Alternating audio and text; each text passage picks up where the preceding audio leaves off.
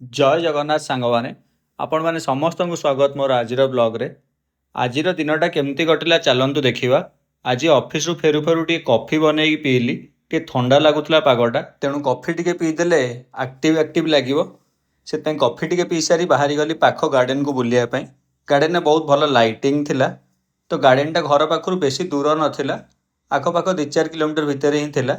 तो बहुत सारे लोक ये वाकिंग करुले आ फैमिली लोक आसते भी बहुत छुआ मान सहित तांकर खेल भी चलता आउ बहुत सारा कॉलेज पिला भी आसते भर भल कि बुलाबुली करते जेहेतु लाइटिंग भल था समुद्र पखापाखि थिला आउ एठी फाउंटेन भी किछटा बनई थिले। केबे दिन बेला आसले आपण मानक आर पूरा भ्यूटा देखेबी बहुत सुंदर देखा जाए जगहटा।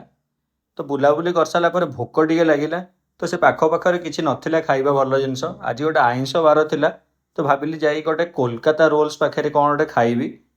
कोलकाता रोल्स रो बहुत सारा फ्रांचाइजी मुझे देखी। आपण मान एरिया रे कोलकाता रोल्स रो फ्रांचाइजी अच्छे या नहीं मते निहाती भाव में जनइबे। से आउटलेट रो लच्छा परटा ही प्रिफर करे बेसी खाइबा को कारण लच्छा परटा ता भल टेस्ट थाए। तो मुझे जल्दी जाई पहुँच जाइली कोलकाता रोल्स रे आउ ताठू मगई देती लच्छा परटा आउ कीमा चिकेन।